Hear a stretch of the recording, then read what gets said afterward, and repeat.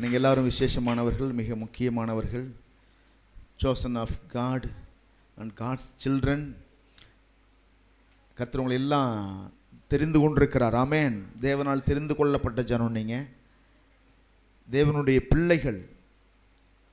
ஒரு சிறந்த அத்தாரிட்டி, சிறந்த அதிகாரம், மேன்மை நமக்கு கொடுக்கப்பட்டிருக்கிறது என்று சொன்னால், இதை விட மேன்மை உலகத்தில் எதுவுமே கிடையாது. மேன்மையே இல்லாத உலகத்தில் நீங்கள் பிறந்திருக்கலாம், மேன்மை இல்லாத குடும்பத்தில் பிறந்திருக்கலாம். சந்தோஷமாக சொல்லிக்கிற மாதிரி ஒன்றுமே என் வாழ்க்கையில் இல்லைன்னு நீங்கள் நினைக்கலாம். என்கிட்ட பணமோ பொருளோ படிப்போ திறமையோ அழகோ அந்தஸ்தோ வீடோ இல்லைன்னு சொல்லி நீங்கள் புலம்பலாம். உங்களுக்கு விலையேற பெற்ற அந்தஸ்து கொடுக்கப்பட்டிருக்கிறது. நீங்கள் எல்லோரும் தேவனுடைய பிள்ளைகளாக இருக்கிறீர்கள். எல்லாம் சொல்லுங்கள், நம்மளாம் தேவனுடைய பிள்ளைகளாக இருக்கிறோம். அதை விட பெரிய அந்தஸ்து என்னங்க இருக்குது? எம்ஏ பிஏ எம்ஃபில் பிஹெச்டி போடுறதை விட நான் தேவனுடைய பிள்ளைங்கிறது தான் நமக்கு அடையாளம். ஆமேன்னு சொல்லலாமா? இந்த எம்ஏ எம்ஃபில் பிஹெச்டி எல்லாம் மண்ணோட ஒரு நாள் போயிடும், பரலோகம் வரைக்கும் வராது. ஆனால் இந்த அடைமொழி இருக்குது பாருங்க, தேவனுடைய பிள்ளைன்ற அடைமொழி, அது பரலோகம் வரைக்கும் வரும். ஆமேன். தங்களை சில பேர் அடையாளப்படுத்தி கொள்வாங்க, அவங்க ஜாதியை பின்னாடி போட்டு அடையாளப்படுத்தி கொள்வாங்க. இன்னார் இன்ன ஜாதி அப்படின்னு அடையாளப்படுத்துவாங்க. நீங்கள்லாம் பார்த்துருப்பீங்க. அவங்க தன்னுடைய ஜாதியை போட்டு தன்னை அடையாளப்படுத்தி கொள்வார்கள். நாங்கள் இப்படிப்பட்ட ஜாதி, உயர்ந்த ஜாதியை சார்ந்தவர்கள் அல்லது மேன்மையான குலத்தை சார்ந்தவர்கள் என்று எல்லாருக்கும் சொல்லுவாங்க. உங்களுக்கு எதுவுமே இல்லைன்னா பயப்படாதீங்க, பக்கத்தில் அடைமொழியாக போடுங்க, வானத்தையும் பூமியும் படைத்த கடவுளுடைய பிள்ளை நான். ஆமென். கர்த்தரேன்னு அவருடைய சொந்த ஜனமாக ஏற்றுக்கொண்டிருக்கிறார். வாயத்திறந்து சொல்லுங்க, கர்த்தரேன்னு அவர் சொந்த ஜனமாக ஏற்றுக்கொண்டிருக்கிறார். இந்த பூமியில் ஒரு சில இடத்துல உங்கள் பேர் இருக்கோ இல்லையோ கவலைப்படாதீங்க, பரலோகத்தில் உங்கள் பேர் எழுதப்பட்டிருக்குது. கையில் தட்டி கர்த்தரை ஸ்தோத்திரம் பண்ணு. இந்த பூமியில் ஒரு சென்ற இடத்துல என் பேர் இல்லைன்னா கவலைப்பட வேண்டாம். ஒரு சென்ற இடத்துல உங்கள் பேர் இருக்கணும் அவசியமும் கிடையாது. பரலோகமே சொந்தமாக இருக்கும் பொழுது பூமியில் எதுக்கு என் பேர் இதில் இருக்கணும்? ஆமென். பரலோகமே நமக்கு சொந்தமாக இருக்குது, அதில் பேர் எழுதியிருக்குதுங்க. பரலோகத்தில் என் பேர் எழுதியிருக்குது. எல்லாம் சொல்லுங்கள், பரலோகத்தில் எனக்கு பேர் எழுதியிருக்குது. பரலோகம் பெருசா பூமி பெருசான்னு கேட்டால் எது நிலைச்சிருக்கும்? இந்த உலகத்தையே கர்த்தர் அழிச்சா எது நிலைச்சிருக்கும்? பரலோகம் நிலைச்சிருக்கும். அழியாத இடத்துல எனக்கு ஏக்கர் கணக்கில் எனக்கு நிலம் இருக்குது. ஆமேன்னு சொல்லலாமா? அழியாத பரலோகத்தில், அழிந்து போகிற பூமியிலே இல்லைன்னு கவலைப்பட வேண்டாம். அழியாத பரலோகத்தில் பேர் எழுதியிருக்கு பாருங்க. அதுதான் இயேசு கிறிஸ்துனுடைய சீஷர்கள் வந்து சொல்கிறாங்க, ஆண்டவரே உம்முடைய நாமத்தினாலே பேய்கள் எல்லாம் பயந்து ஓடுது, வியாதியஸ்தர்கள் கைகளை வைத்த உடனே அவங்க எல்லாம் சுகமாகறாங்க, பயங்கரமான அற்புதம் நடக்குது. ரொம்ப அசந்துட்டாங்க அவங்களே. ஏன்னா இப்படி நடக்குமா, நம்மளை கூட நடக்குதா, நாம தான் செஞ்சோமா, நாம் போய் ஜெபமணியை பெய் ஓடிச்சு, அவங்களால நம்ப முடியல. வந்து சொல்கிறாங்க, ஆண்டவர் சொல்கிறாரு, இதெல்லாம் பார்த்து சந்தோஷப்படாதீங்க, உங்கள் பெயர்கள் பரலோகத்தில் எழுதியிருக்கு பாரு, அதை நினச்சி சந்தோஷப்படு என்று சொன்னார். ஆமென். அல்லேலூயா. அதுதான் நமக்கெல்லாம் பெரிய சொத்து, அழியாத சொத்து. அதனால தான் நல்ல ஒரு வியாபாரி என்ன செய்கிறாருன்னா, விலையுர்ந்த முத்தை தேடி அலைகிறாரு. விலையுர்ந்த முத்தை தேடி அலைகிறார். அலைஞ்சு அலைஞ்சு அந்த முத்தை ஒரு நாள் கண்டுபிடிக்கிறாரு. கண்டுபிடிச்ச உடனே தனக்கு உண்டான எல்லாவற்றையும் வித்துட்டு அந்த முத்தை விலைக்கு வாங்குறாரு. அதுதான் பரலோக ராஜ்யம் அப்படின்றாரு. பரலோக ராஜ்யம் என்ன? அந்த வியாபாரிக்கு ஒப்பனையாக இருக்குது. அதாவது என்ன விஷயம்னா, நம்மளும் கூட நல்ல வியாபாரி தான் பாருங்க. தேடி தேடி அலைஞ்சோம், கடவுள் யார், கடவுள் யார், கடவுள் யார், எங்கே இருக்கிறார், எப்படி இருப்பார் கடவுள், கடவுள் உண்மையாக இருக்குதா இல்லையா, ஏன் என் வாழ்க்கையில் இப்படி நடக்குது, கடவுள் இருக்கிறாரா இல்லையா, பட்டகால் தான் படணுமா, கெட்ட குடி தான் கெடணுமா, இப்படியெல்லாம் பல கேள்வி உள்ளத்தில் ஓடிட்டே இருந்துச்சு. ஓடி ஓடி ஜோசியக்காரனா, குடுகுடுக்காரனா, ஜாதகம் பார்க்குறோன்னா ஓடி போய் உட்காந்துக்கிட்டு, ஏதாவது நல்ல காலம் பிறக்குமா, இன்னும் ஆணி போய் ஆடி வந்தால் அது நல்லது நடக்குமா, ஆவணி போய் ஐப்பசி வந்தால் நல்லது நடக்குமா, தை பிறந்த வழி பிறக்கனால ஏதாவது எனக்கு அது வழி பிறக்குமா, அப்படிலாம் கேட்டு கேட்டு கேட்டு எல்லாம் சோர்ந்து போய் உட்காந்துருக்கும் பொழுது கர்த்தர் உனக்கு ஒரு புது வழியை திறக்கிறார். ஆமென். தேவ பிள்ளைங்க, அதனால தான் போய் பார்க்காதீங்க. ஜாதகம் பார்க்குறதும் ஜோசியம் பார்க்குறதும் செய்யவே கூடாது. உங்களுக்குலாம் நல்ல காலம் தான் பிறந்திருக்குது. எல்லாம் சொல்லுங்கள், நல்ல காலம் பிறந்திருக்குது. பக்கத்தை கைப்பிடி சொல்லுவேன், எனக்கு நல்ல காலம் பிறந்திருக்குது, எனக்கு கெட்ட காலம்லாம் ஓடி போயிடுச்சு. ஆமென். எனக்கு நல்ல காலம் பிறந்திருக்குது. விசுவாசமாக சொல்லு, நல்ல காலம் பிறந்திருக்குது. நன்மையும் கிருபையும் என்னை தேடி வருகிற காலம் இந்த காலம். எல்லாம் சொல்லு, நன்மையும் கிருபையும் என்னை தேடி வருகிற காலம். நான் தேடி ஓடுற காலம் இல்லை, என்னை தேடி வருகிற காலம். ஆமென். நம்ம எல்லாம் ஒன்றை வாங்கினா ஊரில் மதிப்பு, உலகத்தில் மதிப்பு, பரலோகத்தில் மதிப்பு. அது என்னன்னு கேட்டால் பாருங்கள், பணம் இருக்கிறவங்க எல்லோரும் மதிக்கிறாங்க இல்லையா, பணம் இருந்தால் எல்லோரும் மதிக்கிறாங்க இல்லையா. ஆளை பார்த்தா மதிக்கிற மாதிரி முகமும் இருக்காது, கை காலம் இருக்காது, ஒன்றும் இருக்காது. ஆனால் அவங்க பின்னாடி ஒரு பெரிய ஒரு 50 ஏக்கர் நிலம் இருக்குது பாருங்கள். அதை பார்த்த உடனே என்ன செய்கிறாங்க, மதிக்கிறாங்க. ஆளை வேறு ஆளை விட்டு பாருங்க, எவனும் மதிக்க மாட்டான். அவன் பின்னாடி இருக்க சொத்தை நடிச்சு அவனை மதிக்கிறாங்க. அவன் பின்னாடி இருக்கிற காரை பார்த்து அவனை மதிக்கிறாங்க. அவன் பின்னாடி இருக்கிற வீட்டை பார்த்து மதிக்கிறாங்க. அவன் போட்டுக்க நகையை பார்த்து அவனை மதிக்கிறாங்க. உங்ககிட்ட நகை இல்லை, கவலைப்பட வேண்டாம். கார் இல்லை, கவலைப்பட வேண்டாம். மாளிகை போன்ற வீடு இல்லை, கவலைப்பட வேண்டாம். இது எல்லாத்த விட அழியாத முத்தை நான் கண்டுபிடிச்சி என்கிட்ட வச்சிருக்கிறேன். எனக்குள்ளேயே மறைச்சி வச்சிருக்கிறேன். அந்த முத்துக்கு பேரு இயேசு கிறிஸ்து. கைகளத்திற்கு கர்த்தரை ஸ்தோத்திரம் பண்ணு. ஹல்லேலூயா. அதை விட விலையேற பெற்ற பொருள் என்னங்க வேணும்? பூமியில எத்தனை லைசன்ஸ் எடுத்து என்ன பிரயோஜனம் உண்டு? பரலோகத்துக்கு போற லைசன்ஸ் இருக்குல்லையே. ஆமென். பரலோகத்துல ஒரு சென்ட் இடம் கூட உனக்கு இல்லையே. பூமியில ஒரு 1000 ஏக்கர் வச்சுறேன், பரலோகத்துல ஒரு சென்ட் இடம் இல்லையே உனக்கு. 1000 ஏக்கர் இல்லை, 1,00,000 ஏக்கர் வச்சிருந்தாலும் காலையில் 10 இட்லிக்கு மேலாம் உள்ள போகாது.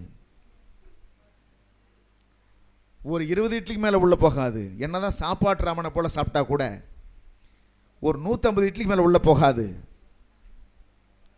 ஆமென்.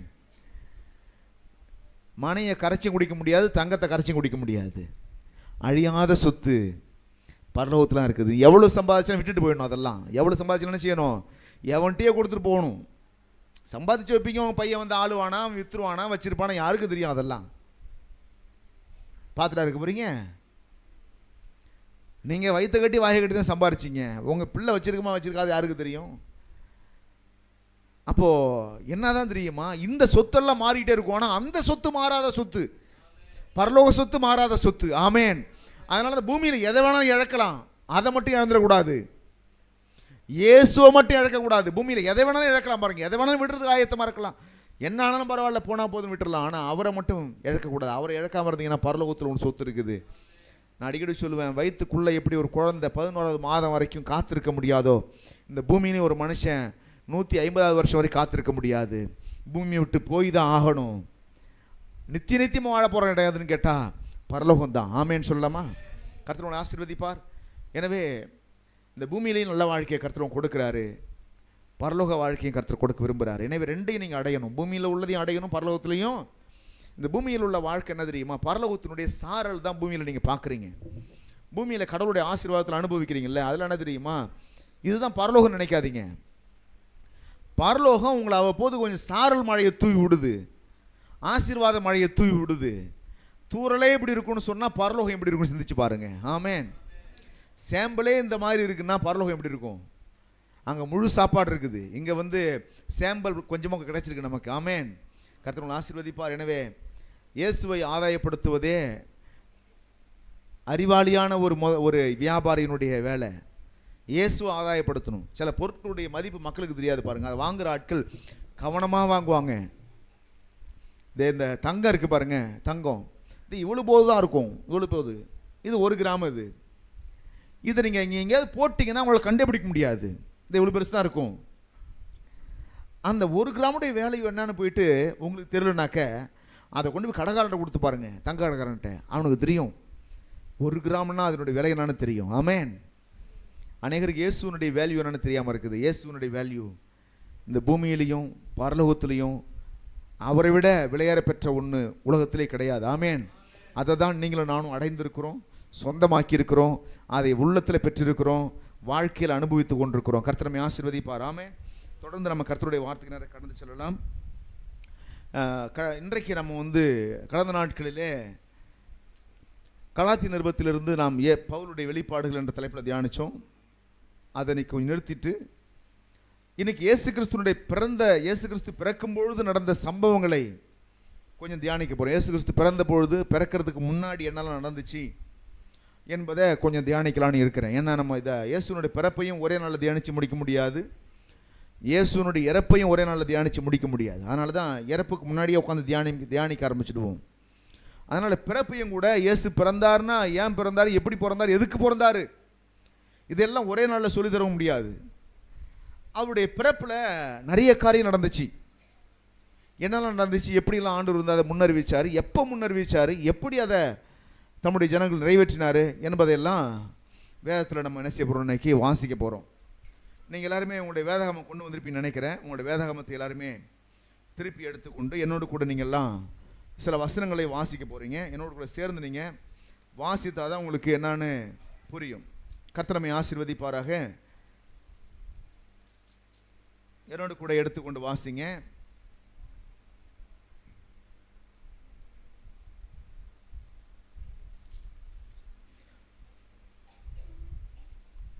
ஏசாயா தீர்க்கதரிசன புஸ்தகம் 11வது அதிகாரம்.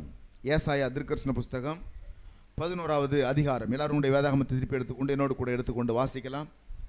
ஏசாயா தீர்க்கதரிசன புஸ்தகம் 11வது அதிகாரம்.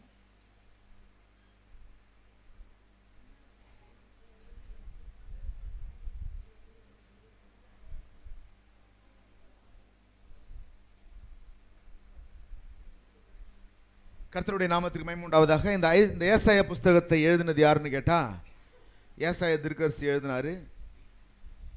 பாருங்கள், இந்த ஏசாயா தீர்க்கதரிசன புஸ்தகம் வந்துட்டு எழுதப்பட்ட பொழுது கிட்டத்தட்ட பல ஆண்டுகளுக்கு முன்பதாகவே, சில 100 ஆண்டுகளுக்கு முன்பதாகவே ஏசாயா தீர்க்கதரிசி என்ன செய்றாருனாக்க இந்த புஸ்தகத்தை எழுதுறாரு.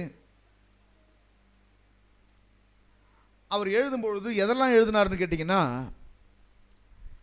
பல 100 ஆண்டுக்கு பின்னாடி வரப்போகிற இயேசு கிறிஸ்துவனுடைய வாழ்க்கை வரலாறையும் எழுதுறாரு. அவர் எப்படி தோன்றுவார், எங்கே தோன்றுவார், அவர் என்ன செய்வாருங்கிறதெல்லாம் எழுதினார்.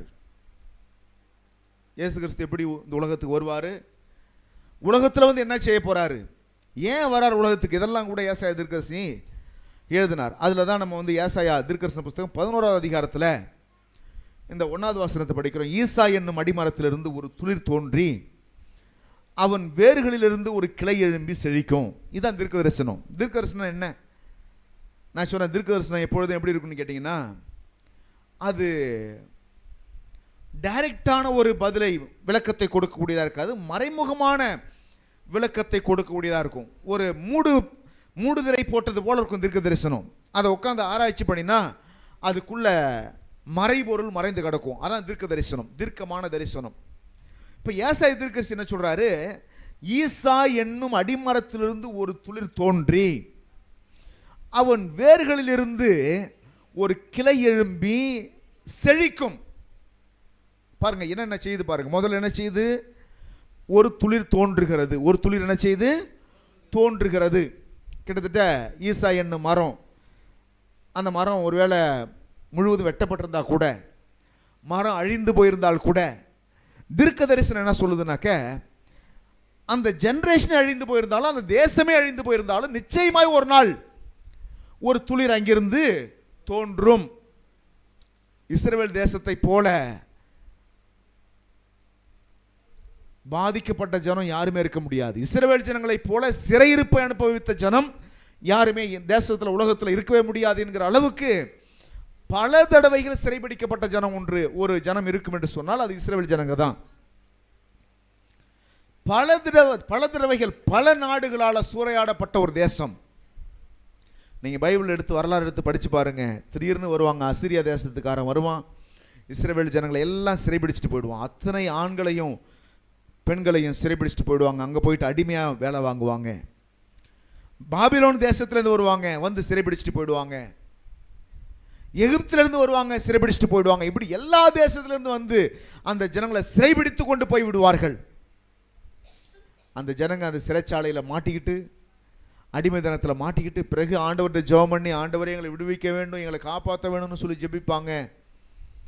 பாருங்க, அங்கிருந்து கர்த்தர் அவங்களோட ஜபத்தை கேட்பாரு. அங்கிருந்து விடுதலையாக்கி ஆண்டவர் என்ன செய்வார்னாக்கா, அவங்களை கொண்டு மறுபடியும் எந்த தேசத்தில் வைக்கணும்னு நினைச்சாரோ அந்த தேசத்தில் கொண்டு வைப்பார்.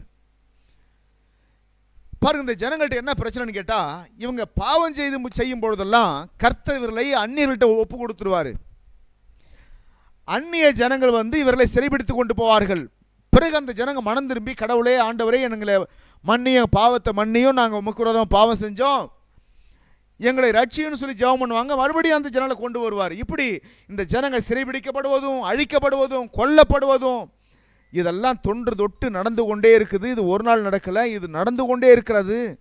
பாருங்கள், இதே போன்ற சம்பவங்கள் நடப்பதனால என்ன நடக்குதுன்னு கேட்டிங்கனாக்க, அந்த தேசத்து ஜனங்க கிட்டத்தட்ட அவங்க வாழ்க்கையில் நரகத்தை அனுபவிக்கிற மாதிரி ஒரு வாழ்க்கையை அனுபவிக்க ஆரம்பிச்சிட்டாங்க. அப்படிப்பட்ட ஒரு துன்பத்தை அனுபவிக்க ஆரம்பிச்சிட்டாங்க. அவங்க கிட்டத்தட்ட அந்த ஜென்ரேஷனே, அந்த மக்களை அழிகிற அளவுக்கு போயிட்டாங்க. எனக்கு ஒரு குறிப்பிட்ட நாட்களில் ஜனங்கள்லாம் முழுவதுமாய் சிதறடிக்கப்பட்டார்கள். இதை தான் ஏசாயா தீர்க்கதரிசனமாக சொல்கிறாரு. ஒருவேளை இந்த தேசம் முழுவதும் அழிந்து போனாலும், ஏசாயா தீர்க்கதரிசி சொல்கிறாரு, அந்த அடி வேர் இருக்கு தெரியுமா, அந்த வேர்களிலிருந்து ஒரு துளிர் துளிர்க்கும். ஆமேன். ஒரு துளிர் தோன்றும். அந்த துளிருக்கு பேர் என்ன? அந்த துளிருக்கு பேர் தான் இயேசு கிறிஸ்து. ஹல்லேலூயா. அந்த துளிருக்கு பேர் தான் இயேசு கிறிஸ்து. பல 100 வருஷத்துக்கு முன்னாடி, கிட்டத்தட்ட ஒரு 600-700 ஆண்டுகளுக்கு முன்பதாக ஏசாயா தீர்க்கதரிசி சொல்றாரு, இந்த தேசமே அழிந்து போனாலும் நிச்சயமாய் ஒரு துளிர் தோன்றும் என்று சொன்னார். இரண்டாவது என்ன சொன்னார் அப்படின்னா, அந்த வேரிலிருந்து உங்களுக்கு ஒரு கிளை எழும்பும். அந்த துளிர் வந்து கிளையா மாறும்னாரு. கிளையா மாறும். அது கிளையா மாறி என்ன செய்யணும்னா செழிக்க ஆரம்பிக்கும்னு சொன்னார். ஆமேன். அதாவது இதனுடைய அர்த்தம் என்னன்னா, இஸ்ரவேல் தேசத்தில் பல ராஜ்யங்கள் எழும்பினது எல்லாம் வேரோடு வெட்டப்பட்டது. பல ராஜ்யங்கள் எழும்பினது, பல ராஜாக்கள் எழும்பினார்கள். நீங்கள் வரலாற்றில் போய் படித்து பாருங்கள், இஸ்ரவேல் தேசம் எங்கே இருக்குன்னு போய் பாருங்கள். அப்போ தான் தெரியும். வரலாற்றில் பார்த்தீங்கன்னா தெரியும் உங்களுக்கு. இஸ்ரவேல் தேசத்தில் பார்த்தீங்கன்னா பல ராஜாக்கள் எழுப்பினார்கள். ராஜாக்கள் கொல்லப்பட்டார்கள், ராஜ்யங்கள் அழிக்கப்பட்டன. இப்படி பல தடவைகள் நடந்திருக்கிறது. இப்போ இந்த இடத்துல ஆண்டவர் தீர்க்கதரிசனமாக சொல்றாரு, அப்படி அழிந்து போன ஒரு எல்லா ராஜ்யமும் அழிந்து போயிருந்தாலும் ஒரு கிளை எழும்பும்னு சொன்னா என்ன அர்த்தம்னாக்க, ஒரு ராஜ்யம் வரப்போகுதுன்னு அர்த்தம். ஆமேன். ஒரு ராஜ்யம் வரப்போகுது. அந்த அதுக்கு ஒரு ராஜா ஒருத்தர் இருப்பாரு. அந்த ராஜ்யம் எழும்பும். அந்த ராஜ்யம் எழும்பி செழிக்க ஆரம்பிக்கும். அந்த ராஜ்யம் எழும்பி செழிக்க ஆரம்பிக்கும். நிறைய கிளை விட ஆரம்பிக்கும்.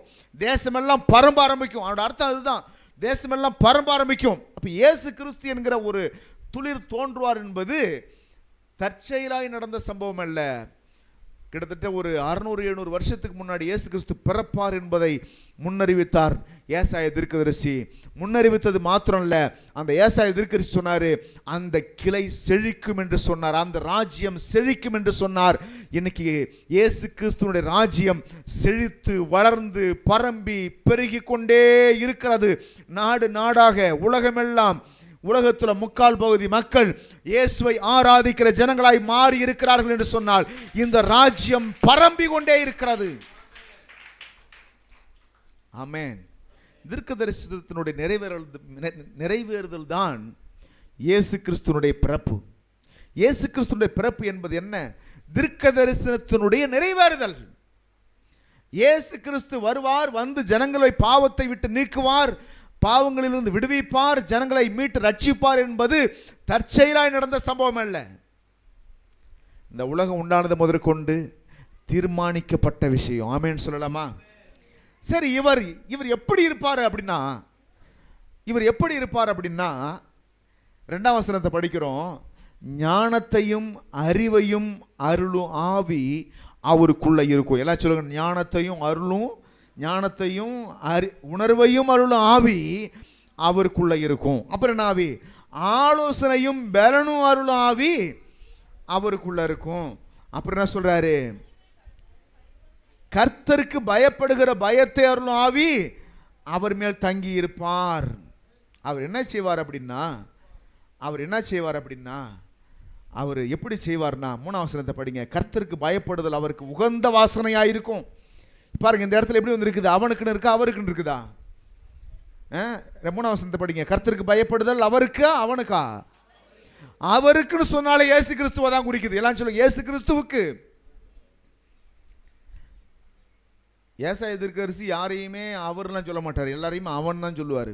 ஏன்னா தீர்க்கதரிசிகள்லாம் எப்பொழுதுமே பேசும்பொழுது எந்த மனுஷனானாலும் அவன் தான் சொல்லுவாங்க, கடவுளை மட்டும்தான் அவர்னு சொல்லுவாங்க. இந்த இடத்துல ஏசாயா தீர்க்கதரிசி வந்து அவர்னு சொல்கிறாருன்னா, அவர் கர்த்தர் இயேசு கிறிஸ்துவை சொல்கிறாரு. அவர் மேலே இருக்கிற ஆவியானவர் எப்படிப்பட்ட ஆவியானவர்னா, ஞானத்தையும் உணர்வையும் அருளும் ஆவி. அது மட்டும் இல்லை, பலனை அருளுகிற ஆவி, ஆலோசனையும் பலனையும் அருளுகிற ஆவி. இந்த ஆவியானவர் அவர் மேலே இருப்பார். அதோடு மட்டும் இல்லை, கர்த்தருக்கு பயப்படுதல் அவருக்கு உகந்த வாசனையாயிருக்கும். காது கேட்டபடி நியாய தீர்ப்பு செய்யாமலும். எப்படி செய்ய மாட்டார் சொல்லுங்க? கண் கண்டபடி நியாய தீர்ப்பு செய்ய மாட்டார், காது கேட்டபடி. அப்போ நல்லா கவனிங்க, இவர் யார் இவர் அப்படின்னா, முதலாவது இவர் யாருன்னு சொல்லப்படுதுன்னா, இவர் ஒரு துளிர், இவர் ஒரு கிளை, இவர் ஒரு ராஜ்யம். இவர் யாருன்னு கேட்டா, இவர் ஒரு நியாயாதிபதி. ஆமென் சொல்லலாமா? ஹல்லேலூயா. இவர் யார்? இவர் துளிர், இவர் ஒரு கிளை. அதோடு மாத்திரமல்ல, இவர் யாருன்னு கேட்டீங்கன்னா, இவர் ஒரு நியாயாதிபதி. எப்படி நியாயம் இருப்பாராம்? கண்ணால பார்த்ததுக்கு ஏற்ற மாதிரி நியாயம் இருக்க மாட்டார், காதால கேட்டதுக்கு ஏற்ற மாதிரி நியாயம் இருக்க மாட்டாரு. இவர் எப்படி நியாயம் இருப்பார்? 4ஆம் வசனத்தில் படிக்கிறோம், நீதியின்படி ஏழைகளை நியாயம் விசாரித்து. எல்லாம் சொல்லுங்க, நீதியின்படி ஏழைகளை நியாயம் விசாரிக்கிறவர். ஆமென். ஏழைகளுடைய நியாயம் பல 1000 ஆண்டுகளாய் ஒடுக்கப்பட்டு கொண்டே இருக்கிறார்கள். தேசம் முழுவதும் ஏழைகள் ஒடுக்கப்படுகிறார்கள், ஏழைகள் சுரண்டப்படுகிறார்கள், ஏழைகள் அழிக்கப்படுகிறார்கள். ஏழைகளுக்காய் வழக்காடுவதற்கு யார் முன் வருவதே கிடையாது. அப்படி 1-2 பேர் ஏழைகளுக்காக வழக்காட எழும்பி ஏழைகளுக்காக உழைக்க வந்தாலும் அந்த ஏழை ஜனங்கள் அவரை ஏற்றுக்கொள்வதும் கிடையாது, அவரை மதிப்பதும் கிடையாது. இதுதான் உலக வரலாறு. ஏழைகளுடைய நியாயம் முழுவதுமாய் அழிக்கப்படுகிறது. இன்னைக்கு கூட பாருங்க, தேசம் முழுவதும் பாருங்க, பணக்காரன் ஆயிட்டு இருக்கிறான், ஏழையா போயிட்டு இருக்கிறாங்க. நான் ஒரு நாள் யோசிச்சு பார்த்தேன், இந்த இந்திய தேசம் மாத்திரம் இல்லை, உலகமே ஏழைகள் வாழ்வதற்கு தகுதியற்ற தேசமாய் மாறிவிட்டது. ஏழைகள் எல்லாம் வாழ முடியாது என்கிற அளவுக்கு இன்னைக்கு வாழ்க்கை போய்விட்டது, சூழ்நிலை மாறிவிட்டது. ஆனா இங்க ஒருத்தர் வராருங்க, இவர் யார் தெரியுமா? ஏழைகளுக்காய் வழக்காடுகிற கர்த்தர் இவர். கைகளை தட்டி சொல்லுங்க, ஏழைகள் நியாயத்தை விசாரிக்கிறவர். இயேசு கிறிஸ்து யார்? ஏழைகள் நியாயத்தை விசாரிக்கிறவர். ஏழைகளுக்காக பரிந்து பேசுவதற்கு ஆட்கள் இல்லை, ஏழைகள் பக்கவானிற்கு ஆட்கள் இல்லை. ஒரு போலீஸ் ஸ்டேஷன் கூட போய் பாருங்க, நீங்க ஒரு கேஸ் கொடுத்தீங்கன்னா உங்க பின்னாடி வர்றதுக்கு ஒருத்தவங்க கூட வரமாட்டான். ஆனா பணக்காரன் பின்னாடி பார்த்தீங்கன்னா ஒரு 100 பேர் நிற்பான் வந்து. நீங்களாம் அனுபவிச்சிருப்பீங்க அதெல்லாம். ஊர்ல கூட பாருங்க, உங்க பக்கம் நீதி இருக்கும், உங்க பக்கம் நியாயம் இருக்கும், உங்க கூட நீ பேசுறது கூட அஞ்சுவாங்க. ஆனா பணக்காரன் வீட்டில் போயிட்டு அநியாயம் பண்ண வீட்டில் உட்காந்துக்கிட்டு அவனை இன்னும் கிண்டி கொடுப்பாங்க. அவனை சும்மா வீட்டை நின்று 2 உதைக்கிறது இல்லையா அப்படிம்பாங்க. எவனை? அநியாயம் பண்றவனு சொல்லி தருவாங்க, அக்கிரமம் பண்றவனு சொல்லி தருவாங்க. ஏழைகளுக்கு சொல்லி தருவதற்கு ஆட்கள் இல்லை, ஏழைகளுக்கு பயப்படாதுன்னு சொல்லக்கூட ஆள் கிடையாது. உனக்கு கடவுள் ஏதாவது செய்வார்ப்பா கவலைப்படாதுன்னு சொல்ல ஆட்கள் கிடையாது. ஆனா ஒரே ஒருத்தர் தான் இருக்கிறார் ஏழைகளுக்காக வழக்காடுவதற்கு, ஏழைகளுக்காய் போராடுவதற்கு, ஏழைகளுக்காய் நியாயம் விசாரிக்கிறதுக்கு ஒரே ஒருத்தர் இருக்கிறாரு. அவர் ஆண்டவர் இயேசு கிறிஸ்து. நிச்சயமாய் வழக்காடுவார். உங்க நிலம் சுரண்டப்பட்டாலும், உங்க இடம் சுரண்டப்பட்டாலும், உங்கள் பணம் சுரண்டப்பட்டாலும், என்னை கேட்கறது யாருமே இல்லைன்னு நீ கவலைப்படாத, உனக்காய் கேட்கறதுக்கு ஒருத்தர் இருக்கிறாருங்க. இயேசு கிறிஸ்து எதுக்காக தோன்றினார் தெரியுமா? ஏழைகளின் நியாயத்தை விசாரிக்க தோன்றினார். ஆமென். நீ ஏழையா, எந்த இனத்துல, எந்த ஜாதியில, எந்த மதத்தில் இருந்தாலும் சரி, ஏழைகளுக்காய் வழக்காடுற கர்த்தர் இவர். ஆமென். ஏழைகளுக்காய் வழக்காடுகிற கர்த்தர். உன் நியாயம் புரட்டப்படுமானால் உன் நியாயத்தை மறுபடியும் தீர்ப்பு கொண்டு வருகிறவர். ஆமென். அப்போ ஏழைகளை நியாயம் விசாரிக்கிறவர். அவருடைய கிரியை ஒன்னா சொல்லப்படுது பாருங்க. ஏசாயா தீர்க்கதரிசி படிப்படியாக கொண்டு போறாரு. இவர் எப்படி இருக்கிறார்? தோன்றும் போது ஒரு சின்ன துளிரை போல தோன்றுகிறார், வளரும் போது கிளையாய் வளருகிறார், செழிக்கும் போது உலகமெல்லாம் பரம்புகிற ராஜ்யமாய் பரம்புகிறார். பிறகு நியாயம் விசாரிக்கிறவரா வராரு. நல்ல கவனிங்க. இப்ப எந்த இடத்துல இயேசு கிறிஸ்து இருக்கிறாருன்னா, கிளையாய் எழும்பி செழிக்கிற இடத்துல இருக்கிறார், செழித்து கொண்டிருக்கிறார். தேசமெல்லாம் இந்த ராஜ்யம் பரம்பி கொண்டு செழித்து கொண்டு பெருகி கொண்டே இருக்கிறது. ஒரு நாள் வரப்போகிறது, நியாயந்திருக்கிற நாள் ஒரு நாள் வரப்போகிறது. அன்னைக்கு தம்முடைய ஜனத்தை நீதியோடு நியாயந்திருப்பார். ஆமென். இன்னைக்கு உங்களுடைய நீதியை அழிச்சிருக்கலாம். இயேசு கிறிஸ்து நியாயாதிபதியா வரும்பொழுது உங்களை அழிச்சவனை பூரா கர்த்தர் நியாயந்திருப்பார். ஆமென். உங்களுடைய சுரண்டின போற கர்த்தர் நியாயம் தீர்ப்பார். விசுவாசிக்கிறீங்களா? எத்தனை பேர் விசுவாசிக்கிறீங்க? உங்களுடைய வார்த்தை அடக்கப்பட்டிருக்கலாம், நீங்கள் ஒடுக்கப்பட்டிருக்கலாம், முடக்கப்பட்டிருக்கலாம், உங்கள் வாய்கள் அடைக்கப்பட்டிருக்கலாம், பேச விடாம செஞ்சிருக்கலாம். ஒரு நாள் கர்த்தர் பேசுவார், எவனும் பேச முடியாது. கர்த்தருக்கு முன்னாடி யாருங்க நிற்க முடியும்? கர்த்தருடைய பிள்ளைகளுக்கு முன்னாடி யார் நிற்க முடியும்? உங்களை தொடரவன் என் கண்ணின் மணியை தொடரான்றார் கர்த்தர். ஆமென். எல்லாம் சொல்லுங்க, பக்கத்தில் பார்த்து சொல்லுங்க, பயப்படாத சிறுமந்தையே, நீ பயப்படாத, உன்னை தொடுகிறவன் கர்த்தருடைய கண்ணின் மணியை தொடுகிறான். ஆமென். உன்னை தொட்டுட்டு அவனும் ஓடி போயிடலாம், தப்பிச்சலாம் நினைக்க முடியாது. கர்த்தருடைய பிள்ளைகளுக்கு விரோதமாக எழும்பி தப்பித்து விடலாம் என்று நினைக்க முடியாது. கர்த்தர் சும்மா இருப்பார் நினைச்சிட்டு இருக்காதீங்க. இந்த பூமியில் வரும்பொழுது அடிமையின் ரூபம் எடுத்து வந்ததுனால அவருடைய கடவுள் இயேசுனாலே அடிமை போல பார்த்துட்டு இருக்காதீங்க. ஏதோ பாவமா தூங்குறாருங்க இயேசு கிறிஸ்து, அப்படியே பார்த்துட்டு இருக்காது. இயேசு கிறிஸ்து அப்படி இல்லை. இன்றைக்கு இயேசு கிறிஸ்து இன்றைக்கு ராஜாவாக இருக்கிறார். கைகளை தட்டி சொல்லு, அந்த சராசரங்களையும் ஆளுகை செய்கிற ராஜாதி ராஜாவாக இயேசு கிறிஸ்து இருக்கிறார். ஆமென். ஒரு நாட்டை ஆண்டாலே அவனுக்கு பெரிய கொம்பு முளைச்சது போல நினைக்கிறாங்க. ஒரு மாநிலத்தை ஆண்டுதா பெரிய கொம்பு முளைச்சா நினைக்கிறாங்க. ஒரு பஞ்சாயத்து தலைவராக மாறினாலே ஆளை பிடிக்க முடியல. என் ஆண்டவர் அண்ட சராசரத்தை ஆள்றார், நட்சத்திர மண்டலங்களை எல்லாம் ஆளுகிறார். எவ்வளவு பெரிய ராஜா அவரு. He is King of King, Lord of Lord. ஆமென். அவ்வளவு பெரிய ராஜா. அவர் பேசினா இங்க ஒரு மனுஷனை எதிர்த்து நிற்க முடியாது. அவருக்கு முன்னாடி நின்று சட்டம் பேசுறதுக்கு இந்த உலகத்தில் எவனுமே கிடையாது. ஆமென். நீதியின்படி ஏழைகளை நியாயம் விசாரிக்கிறவர்.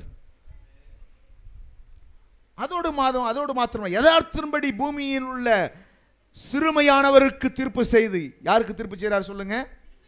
நீங்க அப்படியே பாருங்க, ஒவ்வொரு காரியம் பாருங்க. ஏழைகளுக்கு, சிறுமையானவர்களுக்கு. பணக்காரன் என்னவா? பணக்காரனுக்கு பூரா இருக்குது. பணக்காரனுக்கு பூரா நீ எத்தனை கோடி வச்சிருந்தாலும் நீ பணக்காரன் கிடையாது. பணக்காரனா இருப்பதை விட இருப்பது தப்பு இல்லை. பணக்காரனா இருந்து ஏழைகளுடைய நியாயத்தை புரட்டுவது தான் தப்பு. பணம் இருக்கின்றதுனால யாரை வேணாலும் மிதிக்கலாம்னு நினைக்கிறது தப்பு. பணம் இருக்கின்றதுனால யாரை வேணாலும் அழிக்கலாம்னு நினைக்கிறது தப்பு. பணம் இருக்கின்றதுனால, அதிகாரம் இருக்கின்றதுனால யாரை வேணாலும் சுரண்டலாம்னு நினைக்கிறது தப்பு. அப்ப யாரு மேல கையை வச்சா கர்த்தர் வருவாரு? கர்த்தருடைய பிள்ளைகளுக்கு விரோதமாய், சிறுமைப்பட்ட ஜனங்களுக்கு விரோதமாய், ஏழைகளுக்கு விரோதமாய் எதையுமே செய்யக்கூடாது. உங்களுக்கு கூட ஆலோசனை கொடுக்கிறேன். ஏழைகளை அற்பமாக பார்க்காதீங்க, எல்லாரையும் மேன்மையாய் பாருங்கள். ஏனென்றால் கர்த்தர் ஏழைகளுக்காய் வழக்காடுகிறவர்கள், சிறுமைப்பட்ட ஜனத்திற்காய் வழக்காடுகிறவர். இந்த வசனப்படி சொல்வது போல, சிறுமையானவர்களுக்கு தீர்ப்பு செய்து பூமியை தமது வாக்கின் கோலால் அடித்து தமது வாயின் சுவாசத்தால் துன்மார்க்கரை சங்கரிப்பார். ஆமென். துன்மார்க்கரை சங்கரிப்பார். இதெல்லாம் நடக்கும். 5ஆம் வசனத்தில் நீதி அவருக்கு அரைகட்டும், சத்தியம் அவருக்கு இடைக்கட்சியுமாயிருக்கும். ஆமென். நீதி அவருக்கு அரைகட்டு என்னது? நீதி. சத்தியம் அவருக்கு இடைக்கட்சியாயிருக்கும்.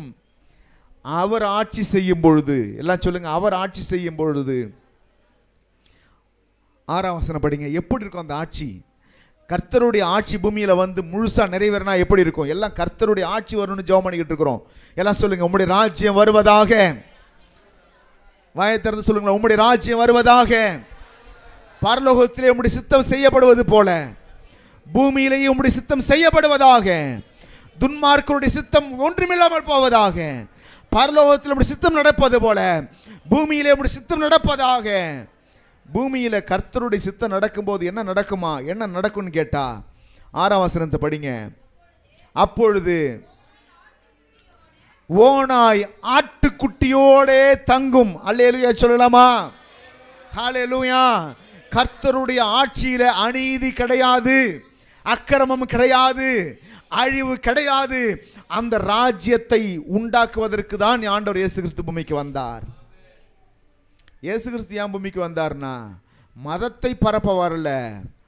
ஒடுக்கப்படுகிற மனுஷன் இந்த பூமியினுடைய கடைகோடியில் இருந்தாலும், கஷ்டப்படுற மனுஷன் பூமியில கடைகோடியில் வாழ்ந்தாலும் அவனுக்காக வழக்காடி, அவனுக்காக தீர்ப்பு செய்து துன்மார்க்கரை புற சங்கரித்து இந்த பூமியில அவருடைய ஆட்சியில ஆடு மாடு மிருக ஜீவன்கள் கூட துன்மார்க்கத்தை எடுக்காமல், ஆடு மாடு மிருக ஜீவன்கள் கூட துன்மார்க்கத்தை எடுக்காமல், மற்ற மிருகத்தை அடிக்காமல் அழிக்காமல் நேசிக்கிற ஒரு சமாதானம் உள்ள ஒரு ராஜ்யத்தை பரப்புவதற்கு தான் இயேசு கிறிஸ்து பூமிக்கு வந்தார். ஆமென்.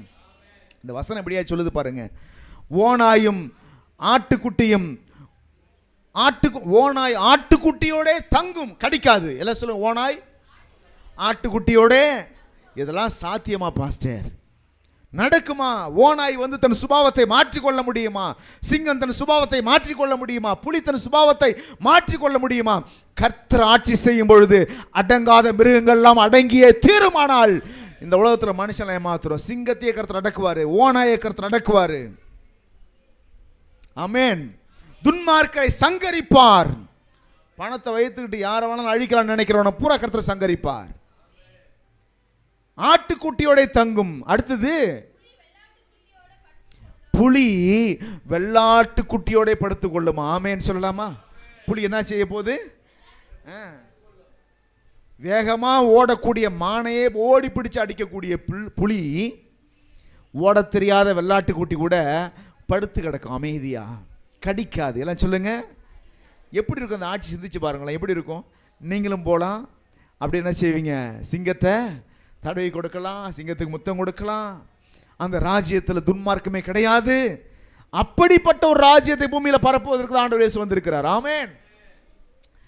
அப்புறம் என்ன சொல்றார் அப்படின்னா, கன்றுக்குட்டியும் பாலசிங்கமும் காளையும் ஒருமித்து இருக்கும். ஆமென். ஒன்னோடு கடிக்காது, சண்டை போடாது.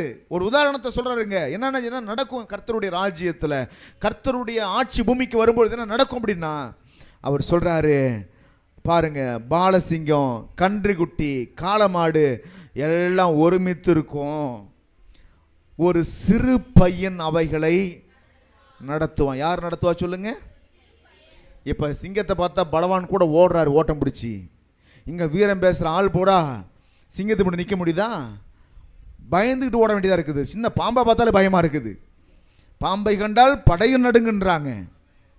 பாம்பை பார்த்தா என்ன செய்வான்? படையே நடுங்குன்றாங்க. சிங்கத்தை பார்த்தா நம்ம மக்கள் இப்போ ஒன்றும் இல்லை, இந்த இடத்துல ஒரு சிங்கம் வந்து உரிமிட்டு என்ன செய்வீங்க? நீங்கள் எல்லாருமே என்ன செய்வீங்க? சிங்கம் உரிமை என்ன செய்வீங்க? உளுந்தடிச்சு வாசல் எங்க இருக்குது முதல்ல அலம் மோதிக்கிட்டு அடிச்சு பிடிச்சு வெளில போய் நிற்பீங்க. தேவனுடைய பிள்ளைகளே, ஒரு சிறு பையன் சிங்கத்தையும் நடத்துவான், ஆட்டுக்குட்டியும் நடத்துவான், காளமாட்டையும் நடத்துவான், கன்றுக்குட்டி நடத்துவான். எல்லாம் அவன் வார்த்தை கீழ்ப்படியும். கைகாலத்தில் கர்த்தரை ஸ்தோத்திரம் பண்ணு. அவன் ஒரு சிறு பையன் கூட பலமான மிருகத்தை ஆளுகை செய்வான். அந்த ஆளுமைக்கு நேராக தான் போயிட்டு இருக்கிறோம். கொஞ்சம் கொஞ்சமா போயிட்டு இருக்கோம். தெரியுமா உங்களுக்கு எங்க போயிட்டு இருக்கிறோம்? அப்படிப்பட்ட ஒரு ஆளுமைக்கு நேராக போய் கொண்டிருக்கிறோம். இன்றைக்கு வியாதியை அடக்குகிறோம், இன்றைக்கு பிசாசை அடக்குகிறோம். நாளைக்கு எதிராக இருக்கிற எல்லா சூழ்நிலையும் அடக்குவோம். காற்றையும் அடக்குவோம், கடலையும் அடக்குவோம், நெருப்பையும் அடக்குவோம். எல்லாவற்றையும் நம்ம கண்ட்ரோலில் வச்சிருப்போம். ஆமீன் சொல்லலாமா? ஒரு சிறு பையன் தன் கண்ட்ரோலில் எல்லாவற்றையும் வச்சிருப்பான். 8ஆம் வசனத்தை படிக்கிறோம். பால் குடிக்கிற குழந்தை விரியம்பாம்புடைய வலையின் மேல விளையாடுமா கர்த்தருடைய ஆட்சியில். அந்த ஆட்சியை கொண்டு வரதான் இயேசு கிறிஸ்து பூமிக்கு வந்தாரு. ஆமேன். என்ன மாதிரி ஒரு வெளிப்பாடு பாருங்க, என்ன மாதிரி ஒரு அதையோ கற்பனை பண்ணி பாருங்க. அப்படியே இன்னைக்கெல்லாம் பாம்பை பார்த்தா எல்லாரும் பயப்படுறாங்க, பெரிய பெரிய ஆட்களே பயப்படுறாங்க. ஆனால் அன்னைக்கு கர்த்தருடைய ஆட்சியில் விரியம்பாம்பு புத்து மேலே ஒரு சிறு பாலகன், பால் குடிக்கிற குழந்தை என்ன செய்யுமா? விளையாடும். கையை விட்டு பாம்பை எடுத்து விளையாடும், பாம்பை பிடிச்சி விளையாடும். என்ன மாதிரி இருக்கு பார்த்தீங்களா? இப்படிப்பட்ட ஆட்சி பூமிக்கு வேணுமானமா? இந்த உலகத்தில் கண்டவன்லாம் நான் ஆட்சி செய்கிறேன்னு சொல்லி மக்களை பூரா சுரண்டிகிட்டு இருக்கிறாங்களே. கர்த்தருடைய ஆட்சி வந்தா இப்படி தான் இருக்கும். யாருக்கும் சேதம் இருக்காது, யாருக்கும் கஷ்டம் இருக்காது, யாருக்கும் நஷ்டம் வராது. ஆமேன். யாருக்கும் அழிவு வராது, யாருக்கும் வியாதி வராது, யாருக்கும் வறுமை வராது. பால் குடிக்கிற குழந்தை அந்த விரியம்பாம்பினுடைய வலையின் மேலே விளையாடுமா? பால் மறந்த பிள்ளை கட்டுவிரியன் புற்றின் மேல் தன் கையை வைக்கும். 9ஆம் வசனத்தை படிங்களேன். என் பரிசுத்த பர்வதம் எங்கும், எல்லாம் சொல்லுங்க, பரிசுத்த பர்வதம் எங்கும் தீங்கு செய்வாரும் இல்லை, கேடு செய்வாரும் இல்லை. எல்லாம் சொல்லுங்க, பரிசுத்த பர்வதம் எங்கும் தீங்கு செய்வாரும் இல்லை, கேடு செய்வாரும் இல்லை. கேடு செய்யக்கூடிய, தீங்கு செய்யக்கூடிய அத்தனை பேரையும் கர்த்தர் சங்கரித்து ஒரு புது ராஜ்யத்தை கொண்டு வருவார். அந்த ராஜ்யத்தில் எல்லாருமே நல்ல குணசாலிகளாக இருப்பார்கள். நம்ம எல்லாம் அதுக்கு நேரம் போயிட்டு தான் இருக்கிறோம். குணம் மாறிக்கிட்டே இருக்கா இல்லையா? எத்தனை பேர் சொல்ல முடியும், நான் கிறிஸ்தவத்துக்கு வந்த பிறகு என் வாயில் துன்மார்க்கமான வார்த்தை வரல? எத்தனை பேர் சொல்ல முடியும்? இயேசுவை ஏற்றுக்கொண்ட பிறகு என்னுடைய கோபம் குறைஞ்சிருக்கு? எத்தனை பேர் சொல்ல முடியும்? இயேசுவை ஏற்றுக்கொண்ட பிறகு என் பழக்க வழக்கத்தில் மாற்றம் ஏற்பட்டிருக்கு? எத்தனை பேர் சொல்ல முடியும்? அல்லேலூயா. கிறிஸ்தவம் என்பது மனுஷனை மாத்துறது தான் கிறிஸ்தவம். மனுஷனை மிருகம் மாத்துறது இல்லை. துன்மார்க்கத்தை கிறிஸ்தவம் போதிக்கல, துன்மார்க்கத்துக்கு சன்மார்க்கத்தை போதிக்கிறது. அப்பனா பாஸ்டர், நான் ஆடு போல இருந்தனாக்க இந்த உலகத்தில் சிங்கம் போல என்னால் அழிக்க வருவாங்க என்ன செய்யறது? கவலைப்படாது, அத்தனை பேருக்கும் ஒரு முடிவை கர்த்தர் வச்சிருக்கிறாரு. இப்போ நீங்கள் செழிச்சுக்கிட்டே இருப்பீங்க. இந்த செழிக்கிற காலம் முடிந்த பிறகு நியாய தீர்ப்பு காலம் வருது. நியாய தீர்ப்பு காலத்தில் உங்களை அழிச்சவனை போற கர்த்தர் நியாயம் தீர்ப்பாரு. எல்லாரும் எழுந்திருக்கலாமா? எல்லாரும் எழுந்திருப்போம். அப்படி எழுந்து நின்று கொஞ்ச நேரம் அப்படி கர்த்தரை ஸ்தோத்திரம் பண்ண போகிறோம். இயேசு கிறிஸ்து எதற்காக வந்தார்? ஏழைகளை நியாயம் விசாரிக்க வந்தார். ஆமென். ஹல்லேலூயா. ராபா லாஹா தானாமா.